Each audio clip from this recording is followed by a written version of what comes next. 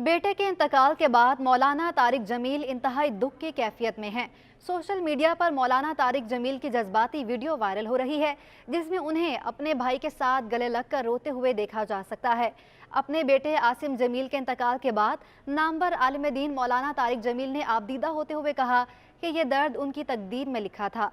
उन्हें अपने बेटे का जनाजा देखना पड़ा। जो जख्म लगा है वो बहुत गहरा है, इतनी जल्दी नहीं भरेगा।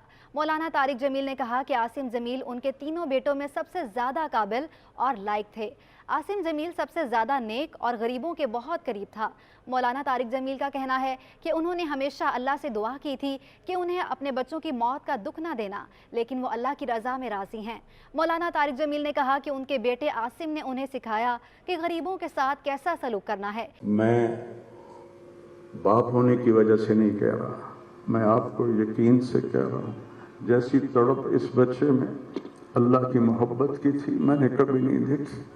ये 2-2 घंटे मुझसे बात करता था और मैं ऐसे बैठ के सुनता रहता था।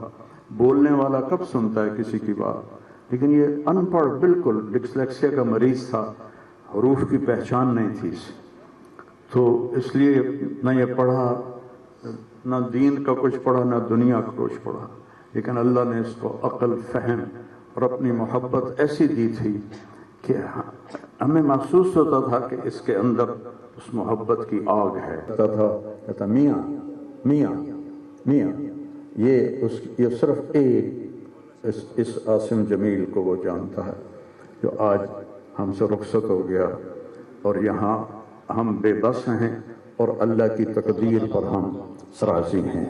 और सईद मन वअदा बिग़ैरिही, मौत से अपनी मौत को याद करना चाहिए कि एक दिन मेरे ऊपर भी ये आएगा। इसने गरीबों के दिल खरीद लिए थे। आसिम उनके साथ बैठकर खाना खाता, कीमती गाड़ियों में बिठाता था। मौलाना तारिक जमील ने इंतहाई दुख और कर्ब में कहा कि उनका प्यारा बेटा अब इंतकाल कर गया है और वो बेबस हैं, लेकिन वो अल्लाह की रज़ा में राज़ी हैं। इस दौरान मौलाना तारिक जमील ने हज़रत मोहम्मद सल्लल्लाहु अलैहि वसल्लम के साहबजादे इब्राहीम की वफ़ात का किस्सा भी सुनाया। उन्होंने अपने बेटे की जनाजे में शिरकत पर लोगों का शुक्रिया अदा किया। वाज़ेह रहे कि खानेवाल के इलाके तलम्बा में मौलाना तारिक जमील के बेटे आसिम जमील गोली लगने से जाँ बहक हो गए थे। मौलाना तारिक जमील ने अपने एक्स अकाउंट पर 29 अक्टूबर की शब बेटे के इंतकाल की तस्दीक की थी। बाद अज़ा मरहूम के बड़े भाई मौलाना यूसुफ जमील ने वीडियो पैगाम में आसिम जमील की खुदकुशी की तस्दीक करते हुए कहा था कि मेरा भाई आसिम जमील बचपन से शदीद डिप्रेशन का मरीज था। उन्होंने कहा था कि आसिम जमील की बीमारी में पिछले 6 माह से शिद्दत आ गई थी। बीमारी को कंट्रोल करने के लिए आसिम को इलेक्ट्रिक शॉक लगाए जाते थे, लेकिन इलेक्ट्रिक शॉक देने से कोई भी अफाका नहीं हुआ।